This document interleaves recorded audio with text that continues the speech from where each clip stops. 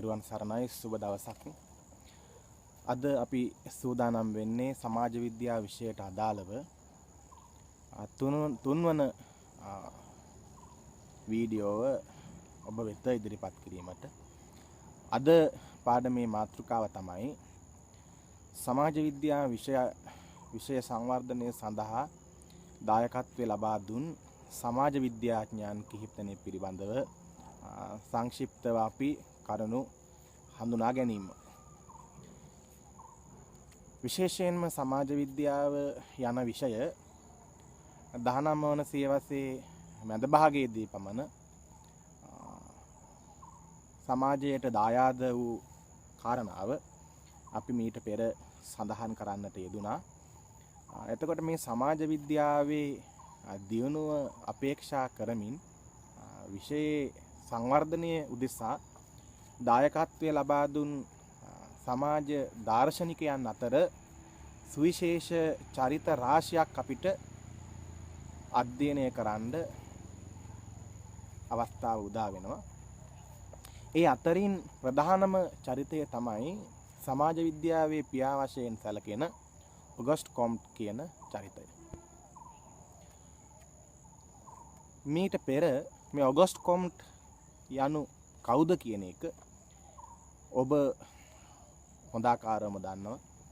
සමාජ විද්‍යාව නැමැති පදය මුලින්ම ඉදිරිපත් කළේ ඔගස්ට් කොම්ට් විසින්. ඔහු ප්‍රංශ ජාතිකයෙක් කියන කාරණාවක් දන්නවා. ඒ වගේම 1798 දී උපත ලැබලා 1857 දී ඔහුගේ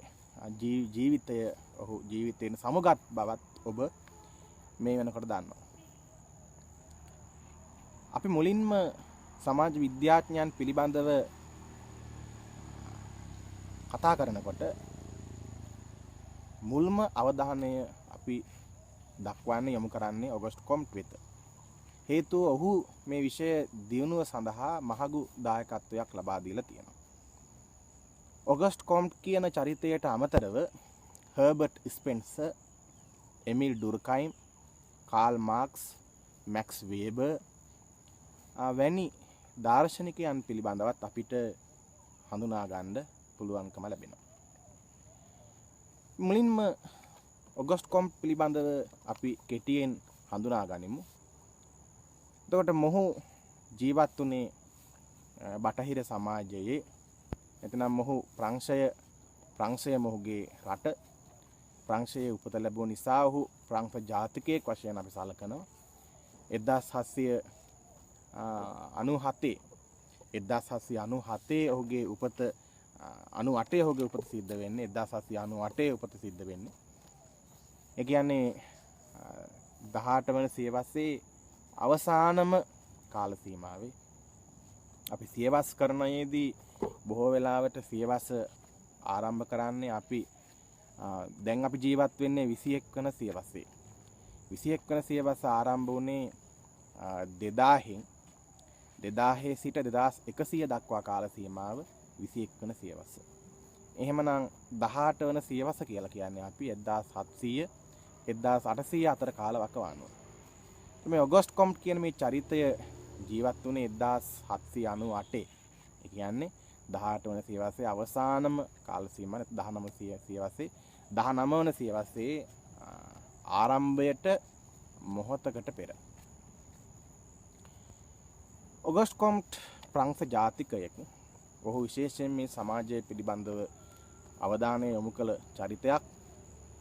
විශේෂයෙන්ම ඔහු රචනා කළා වූ කෘතියක මේ සමාජ විද්‍යාව කියන නාමය හඳුන්වා දීමේදී සමාජ භෞතික විද්‍යාව කියන නමයි භාවිත කළේ.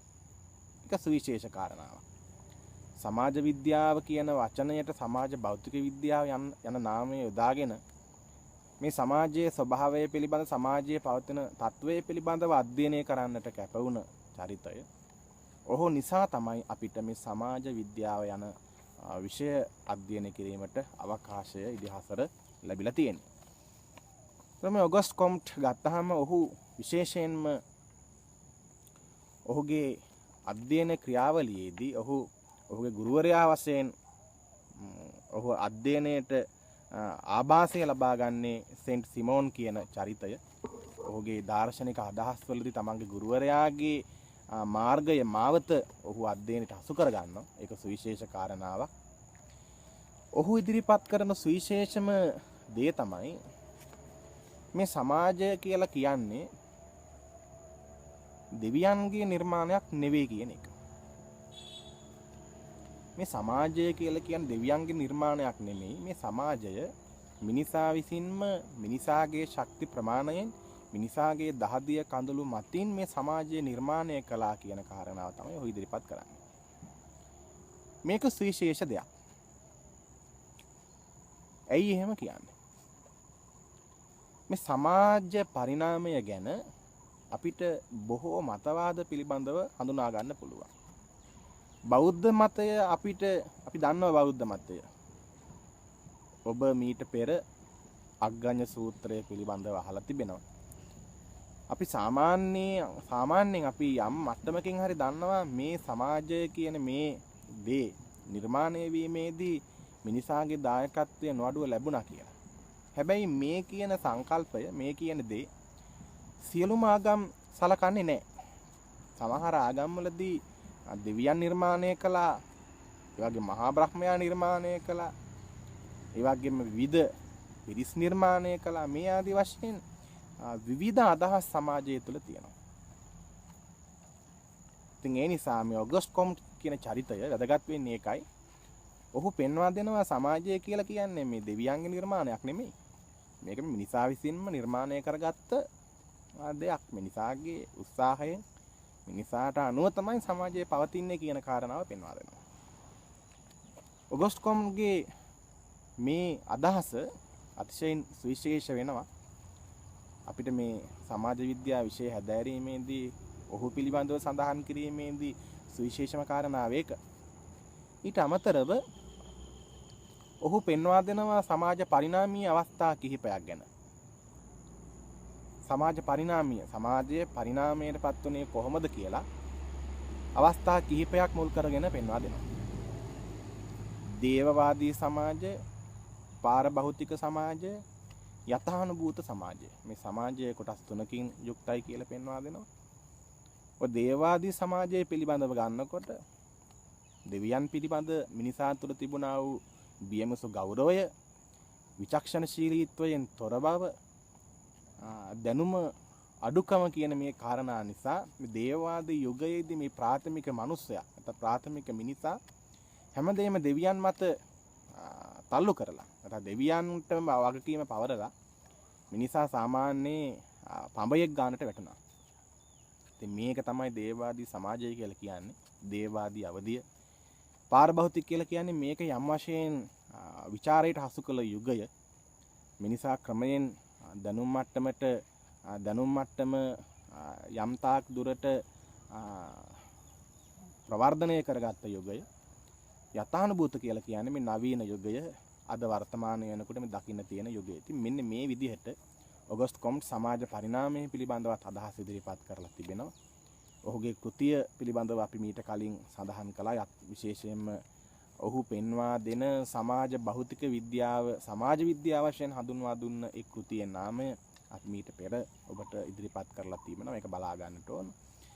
එන්න මේ විදිහේ සුවිශේෂ දායකත්වයක් පෙන්වා දෙනවා. ඔබට සමාජ විද්‍යාඥයන් පිළිබඳව ලිවීමේදී ඔගස්ට් කොම්ට් පිළිබඳව හදිසියවත් විභාගයට ලිවීමට අවශ්‍යතාවක් උදා වුණොත් එහෙම අවස්ථාවක් ලැබුණොත් එහෙම ඔබට ලිය යුතු කාරණා කිහිපයක් තිබෙනවා. ඔහුගේ උපත පිළිබඳ විශේෂයෙන් දැනගන්නට ඕන. 1798 සිට ඔහුගේ විපත 1857. ඔහු ප්‍රංශ ජාතිකයෙක්. ඔහු සමාජ විද්‍යාවේ පියා වශයෙන් සැලකනවා. සමාජ විද්‍යාවන් නාම මුලින්ම හඳුන්වා දුන්නේ ඔහු. ඒ වගේම ඔහු සමාජ පරිණාමය පිළිබඳව අවස්ථා 3ක් යටතේ කරුණු දක්වනවා. විශේෂයෙන්ම ඔහු සමාජය කියන්නේ දෙවියන්ගේ නිර්මාණයක් නෙවෙයි මිනිසාගේම නිර්මාණයක් කියලා පෙන්වා දෙනවා. ඒ වගේම සමාජය පිළිබඳව ඔහුගේ නිර්වචන ඉදිරිපත් කිරීමේදී සමාජ ශාස්ත්‍රවල රැජින සමාජ විද්‍යාව වේ කියලා ඔහුගේ නිර්වචනය ඔහු ඉදිරිපත් කරනවා. ඊළඟට අපි හඳුනා ගන්නට ඕන තවත් සුවිශේෂ චරිතයක් ගැන. ඒ සුවිශේෂ චරිතය ඇත්තටම හර්බර්ට් ස්පෙන්සර්. හර්බර්ට් ස්පෙන්සර් කියන චරිතය වැදගත් වෙනවා. ඒකට හේතුව ඔහු විශේෂයෙන්ම මේ සමාජය පිළිබඳව මේ සමාජය යනු කුමක්ද කියන කාරණාවේදී ඔහු සමාජයේ පෙන්වා දෙන්නේ හරියට මේ ඉන්ද්‍රිය පද්ධතියකට සමානයි කියලා. අපි දන්නවා සමාජයේ අපි මිනිසා ගත්තාම මිනිසා කියන මේ පුද්ගලයා එතන මේ කියන වස්තුව මේ ජීවමය වස්තුව රඳා පවතින්නේ ඇස කන නාසය දිව ශරීරය ප්‍රමුඛ කරගත්ත ඉන්ද්‍රිය පද්ධතියක් මගින්. මේ ඉන්ද්‍රිය පද්ධතියේ මේ කියන කරුණු කාරණා වෙනස් වෙනස් වශයෙන් ගත්තාම මිනිසා කියන මේ වස්තුව නිර්මාණය කරගන්න බෑ. අපි ඕන තරම් උදාහරණ ගත්තාම අපිට ඕන තරම් මේකට උදාහරණ තියෙනවා. මිනිසා විතරක් නෙමෙයි. අපිට බොහෝ දේවල් මේකට උදාහරණ වශයෙන් ගන්න පුළුවන්. එතකොට මිනිසා කියන චරිතය නිර්මාණය වෙන්න ඇස කන නාසය දිව ශරීරය කියන මේ වස්තුව මේ ඉන්ද්‍රියන් මුල් වෙනවා වගේම මේ සමාජය කියන මේ වචනය සමාජය කියන මේ සමස්ත කාරණාව සමස්ත වස්තුව නිරූපණය වන්නේ සමාජ සංස්ථා කිහිපයක එකතුවෙන් කියලා පෙන්වා දෙනවා. මොනවාද මේ සමාජ සංස්ථා? පවුල, විවාහය, ආර්ථිකය, දේශපාලනය, ආගම කියන මෙන්න මේ සමාජ සංස්ථා රාශිය. එතන මේක සුවිශේෂයි. ඔහුගේ මේ ඉදිරිපත් කිරීම අපි තේරුම් ගන්නට ඕන. ඔහු සමාජය පිළිබඳව අදහස් දැක්වීමේදී සමාජයේ ඉන්ද්‍රිය පද්ධතියකට සමපාත කරලා තිබෙනවා කියන කාරණාව අපි හඳුනා ගන්නට ඕන. එතකොට ඒ අනුවයි ඔහු පෙන්වා දෙන්නේ. එතකොට සමාජය පැවැත්වීමේදී සමාජය නිරවුල්ව පවත්වාගෙන යන්න අනිවාර්යයෙන්ම මේ කියන සමාජ සංස්ථාවල එකමුතුව සහයෝගීත්වය සාමකාමීත්වය වැදගත් කියන කාරණාවත් පෙන්වා දෙනවා. ඊළඟට අපිට හමු වන චරිතය එමිල් ඩුර්කයිම්. ඔබ මේ සමාජ විද්‍යාඥයන්ගේ නාම ඉතාමත්ම හොඳින් අවබෝධ කරගන්න ඕන. දැනුම ඔබ ළඟ තියෙන්නට ඕන. නාමකරණයේදී ඔබට වරදින්නට බෑ. Auguste Comte, Herbert Spencer, Emile Durkheim, Karl Marx, Max Weber මේ නම් කිහිපය ඔබට අමතක වෙන්න බෑ. ඔබ නිරන්තරයෙන් ඔබේ මතකයේ මේ නම් රාශියෙම තිබෙන්නට ඕන. එමිල් ඩුර්කයිම් පිළිබඳව සැලකීමේදී ඔහු වැදගත් වෙන්නට බලපෑ ප්‍රධානම හේතුවක් තියෙනවා. ඒ ප්‍රධානම හේතුව තමයි මේ සමාජ විද්‍යාව කියන මේ විෂය අධ්‍යයනය කිරීම සඳහා ඔහු පෙන්වා දෙනවා විද්‍යාත්මක ක්‍රමයක් ඔහු පෙන්වා දෙනවා. ඒ නිසායි ඔහු සුවිශේෂ චරිතයක් වෙන්නේ. මොකද්ද මේ විද්‍යාත්මක ක්‍රමය? ඔහු පෙන්වා දෙනවා විද්‍යාත්මක ක්‍රමය සම්බන්ධ කරගෙන ග්‍රන්ථයක් රචනා කරනවා. සමාජ විද්‍යාත්මක ක්‍රමවේදයේ රීතීන් කියලා. සමාජ විද්‍යාත්මක ක්‍රමවේදයේ රීතීන් කියලා ඔහු ග්‍රන්ථයක් රචනා කළා. මේ ග්‍රන්ථය මගින් සමාජ විද්‍යාව අධ්‍යයනය කිරීමේදී එය යම්කිසි ආකාරයක විද්‍යාත්මක පදනමකින් අධ්‍යයනය කළ යුතුයි කියන කාරණාවයි පෙන්වා දෙන්නට යෙදුනේ. ඒ වගේම ඔහු තවත් සුවිශේෂ කරුණු කාරණා රාශියක්ම ඉදිරිපත් කරනවා. විශේෂයෙන්ම පැරණි සමාජය, නූතන සමාජය මේ දෙක අතර ගත්තහන් පස්සේ විශේෂයෙන්ම මේ සමාජ දෙක ශ්‍රම විභජනය මත මේ පවතින බව නැත්නම් ගොඩනැගී තිබෙන බව ඔහු පෙන්වා දෙනවා. එහිදී ඔහු පෙන්වා දෙන සුවිශේෂ කාරණාව තමයි පැරණි සමාජය නැත්නම් සාම්ප්‍රදායික සමාජය ගත්තහම මේක යාන්ත්‍රික ඒකාබද්ධතාව මත නිර්මාණය වෙලා තිබෙනවා කියන එක. ඒ වගේම නූතන සමාජය ඓන්ද්‍රිය ඒකාබද්ධතාව සහිතයි කියලා පෙන්වා දෙනවා. ඒ විශේෂයෙන්ම මේ කියන කාරණාවල තිබෙනා වූ වටිනාකම වැදගත්කම අපි තේරුම් ගන්නට ඕන. දැන් අපි දන්නවා සාමාන්‍යයෙන් පැරණි සමාජයේ යම්කිසි පුද්ගලයෙක් ගත්තහම ඒ පුද්ගලයාට අපිට පුළුවන්කම ලැබෙනවා මේ සාමාන්‍යයෙන් ඕනෑම ක්‍රියාවලියක් පිළිබඳව යම්කිසි ප්‍රාගුණ්‍යයක් තිබුණා. අපි පැරණි අය ගත්තාන් පස්සේ ඕනෑම දෙයක යම්කිසි කුසලතාවක් තිබුණා යම් මට්ටමින්. අද වර්තමානයේ වෙනකොට මේ කියන රටාව මේ කියන తත්වය අඩු වැඩි වශයෙන් දකින්නට පුළුවන්. අද මේ ශ්‍රම විභජනයත් එක්ක යම්කිසි ඒකාකාරී වෘත්තීමය තත්වයක් තමයි අපිට හඳුනා ගන්න පුළුවන්කමක් ලැබෙන්නේ. එතකොට අර පෙර පැරණි සමාජයේ හිටිය චරිතය සහ නූතන සමාජයේ ඉන්න චරිතය අතර පුළුල්ව අපිට කතා කිරීමේදී ලොකු වෙනසක් දකින්නට පුළුවන්කම ලැබෙනවා.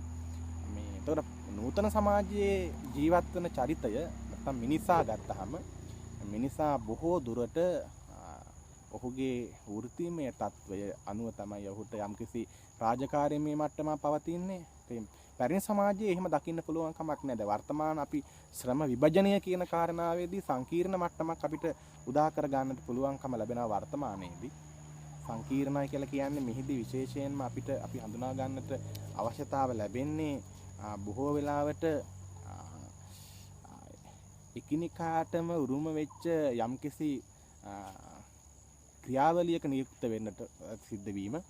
රැකියාමය අවස්ථාවට ගියහම තමන්ගේ දක්ෂතාව මත තමයි රැකියාව හිමි වෙන්නේ. හැබැයි පැරණි සමාජයේ එහෙම තිබුණේ නැහැ. පැරණි සමාජයේදී මේ ශ්‍රම විභජනය අවම වීම නිසා විභජනය කියලා කියන්නේ බෙදීමනේ. බෙදීම. ශ්‍රමය බෙදීම. ඒතකොට ශ්‍රමය බෙදීමේදී පැරණි සමාජයේ මෙහෙම බෙදීමක් තිබුණේ නැහැ. හැමදේම සහයෝගයෙන් සාමකාමීව අපිට හැමදෙනාම එක රාශි වෙලා හැමදේම කරගන්න උවමනාව තිබුණා. කළ යුතුව තිබුණා. හැබැයි වර්තමාන සමාජයේදී ඊට වැඩිය මේක වෙනස් වෙලා තිබෙනවා. අද වෙනකොට මේ රැකියාව මත පදනම් වෙච්ච දක්ෂතාවක් නැත්නම් දක්ෂතාව මත පදනම් වෙච්ච රැකියාවක් තමයි අපිට දකින්න ලැබෙන්නේ. ලිපිකරු සේවා වෙන්න පුළුවන්, වෛද්‍ය ශාස්ත්‍රය වෙන්න පුළුවන්, ඒ වගේම ඉංජිනේරු ශාස්ත්‍රය වෙන්න පුළුවන්. මේ වගේ අපි ඕනෑම තත්වයක් ගත්තහම මේ රැකියාව හා සම්බන්ධව ඒ අදාළ චරිතයට, ඒ අදාළ පුද්ගලයාට ඉටු කළ යුතු යම්කිසි කාර්යභාරයක් ක්‍රියාවලියක් තිබෙනවා. හැබැයි අතීතයේදී ප්‍රාථමික යුගයේදී මේ කියන ක්‍රියාවලිය තිබුණේ නැහැ. මිනිසාට ඒ කාලේ හිටපු මිනිසාට මේවා බොහෝ දුරට සියල්ලම සිදු කිරීමේ අවශ්‍යතාව නැත්නම් සිදු කළ යුතුව තිබුණා. අද වගේ එහෙම ඒ බෙදීමක් දක්නට ලැබෙන්නේ නැහැ. ඉතින් ඒ නිසා මෙන්න මේ කියන සමාජයේ ශ්‍රම විභජනය කියන කාරණාව පිළිබඳව ඔගස්ට් මේ කියන එමිල් ඩුර්කයිම් කියන මේ සමාජ විද්‍යාඥයා බොහෝ සෙයින්ම අධ්‍යයනය කළා කියන කාරණාවත් අපි සිහිපත් කරගන්නට ඕන. ඒතකොට මෙන්න මේ කියන දේවල් විශේෂයි. ඒ වගේම තවත් කරුණු කාරණා අපිට රාශියක් හඳුනා ගන්න පුළුවන්. මොහු මේ සියදිවි නසා ගැනීම පිළිබඳව. තමන්ගේ ජීවිතය හානි කර ගැනීම, ජීවිතය තොර කර ගැනීම පිළිබඳව ඔහු අධ්‍යයනය කළා කියලා කියනවා. ඒතකොට මේක වැදගත් වෙනවා. ඇයි වැදගත් වෙන්නේ? විශේෂයෙන් මේ කියන බටහිර සමාජය 19 වන සියවසේ අගභාගයේදී පමණ වෙනකොට මේ සමාජය තුළ යම් යම් ගැටලු යම් යම් ප්‍රශ්න උද්ගත වෙන්න පටන් ගත්තා. මේ උද්ගත වීමත් එක්ක මිනිසා ඉච්ඡා භංගත්වයටපත් වුණා. ඔහු ජීවිතය හානි කරගත් අවස්ථාවන් තරම් තිබෙනවා. ඒ නිසා මේ පිළිබඳව අධ්‍යයනය කරන්නට එමිල් ඩුර්කයිම් මූලිකත්වය ගත්තා කියලා අපිට හඳුනා ගන්න පුළුවන්. ඒ නිසායි ඔහුට පුළුවන්කම ලැබුණේ මේ පිළිබඳව පර්යේෂණයක් ඉදිරිපත් කරන්න, සුසයිඩ් කියලා නැත්නම් සිවිදිවි හානි කර ගැනීම යටතේ ඔහු පර්යේෂණ ඉදිරිපත් කරලා තිබෙනවා. ඒ වගේම තමයි ඔහු තවත් සුවිශේෂ කාරණාවක් සිද්ධ කරනවා. මොකක්ද ඒ සුවිශේෂ කාරණාව? ඔහු ඕස්ට්‍රේලියාව කියන මේ රටේ ජීවත් වෙච්ච සාම්ප්‍රදායික නැතිනම් ආදිවාසීන් පිළිබඳව ඔවුන්ගේ ආගමික ජීවිතය පිළිබඳව ඔහු අධ්‍යයනය කිරීමක් කරලා තිබෙනවා.